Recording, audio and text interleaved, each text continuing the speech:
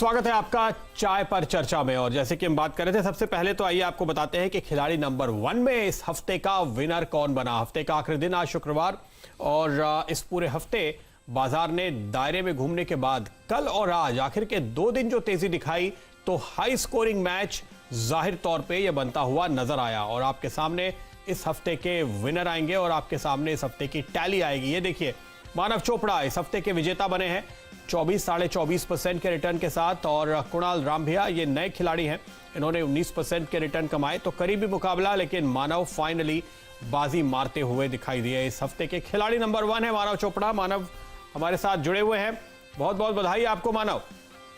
Thank you so much Pradeep ji.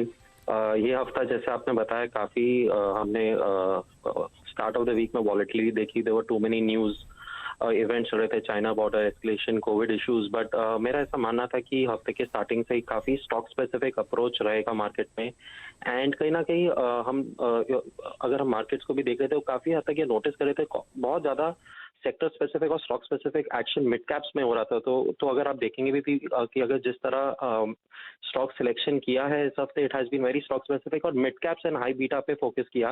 And अगर देखें भी तो जो रिजल्ट आया है कहीं ना कहीं फेवर में भी आया। तो this has worked out. And मेरा ऐसा मानना है आगे चल के मार्केट्स भी अगर 10,350 के लेवल्स ब्रीच करता है तो मार्केट्स के लिए काफी अच्छा हो जाएगा ऑन दी अपसाइड।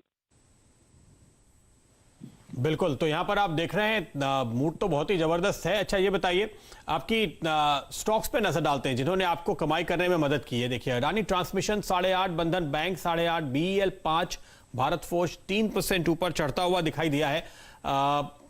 इनमें से कोई स्टॉक या कोई और स्टॉक जो आपने इस हफ्ते के दौरान चुना हो, जिसको अगर आपको अगले हफ्ते भी बने रहना हो तो आप लेके जाना चाहेंगे?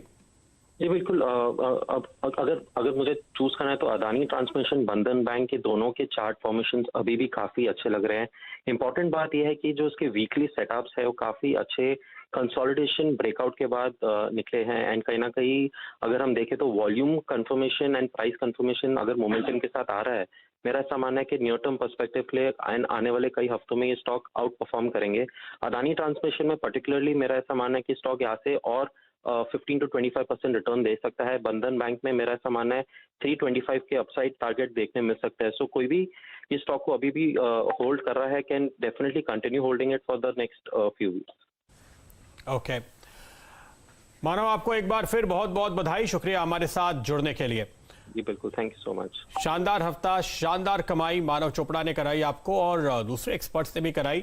आपके लिए मुनाफे का सौदा है ये, क्योंकि आप अपने पसंदीदा एक्सपर्ट को फॉलो कर सकते हैं और जो रिटर्न ये हासिल कर रहे हैं वैसे ही रिटर्न आप भी हासिल कर सकते हैं। अगले हफ्ते यानी सोमवार से एक और नया मुकाबला होगा आपके लिए, और अगले हफ्ते हमारे साथ जो एक्सपर्ट जुड़ेंगे आपको उनसे परिचय करा दें।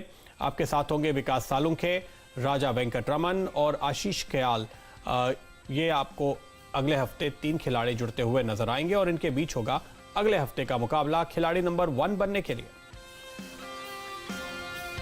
तो चलिए फिलहाल नजर डालते हैं आज इस हफ्ते की क्लोजिंग पर। एक बार फिर आप देखिए, हफ्ते के हाईस पर आकर बाजार बंद होता हुआ दिखाई दिया। कल हम ब्रेकआउट की बात कर रहे थे, आज उस ब्रेकआउट पे आपको फॉलो अप मिल गया। मेरे सहयोगी यतिन मोता हमारे साथ जुड़ते हुए इस वक्त नजर आएंगे। यतिन, ऐसा लग रहा है कि बाजार अपने हाल के जो हाईस थे उन पर वापस पहुंचने की तैयारी में है।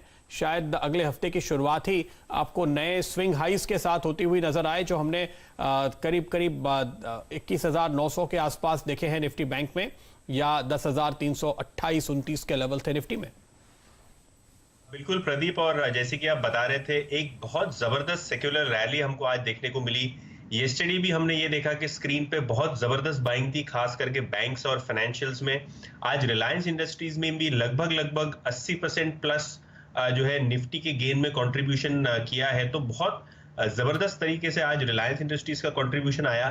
इसके अलावा अगर आप बोले तो लीडरशिप है वो एचडीएफसी बैंक और आईसीआईसीआई बैंक से भी कहीं ना कहीं आ रही है। ये 2 बैंक्स ने बहुत अच्छा प्रदर्शन दिखाया है। और अगर आप दूसरे स्टॉक्स देखें जैसे कि टीसीएस, एचयूएल, भारती, जो कि इंडेक्स हेवी वेट्स हैं, यहाँ भी हमको बहुत अच्छी खरीदारी देखने को मिली।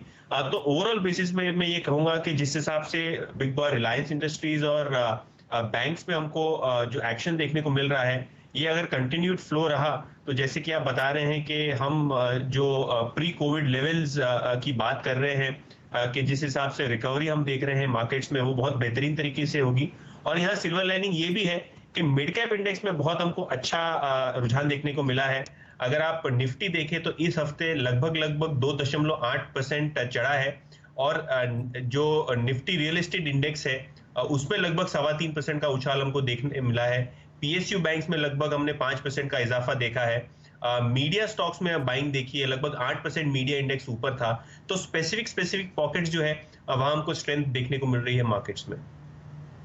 बिल्कुल, तो आपने काफ़ी सारे ये स्ट्रॉन्ग थीम्स बताई जहां पर हम आज तेजी का रुख बनते हुए देख रहे हैं। कुछ और स्टॉक्स जिन पर नजर है, जिनके ऊपर बाजार में चर्चाएं हैं, जिनके ऊपर आप अगले हफ्ते काफ़ी एक्शन देखने वाले हैं, उन पर नजर डालेंगे। लेकिन लेना होगा मुझे एक छोटा सा ब्रेक, लौटेंगे तुरंत, आप कहीं जाएगा नहीं।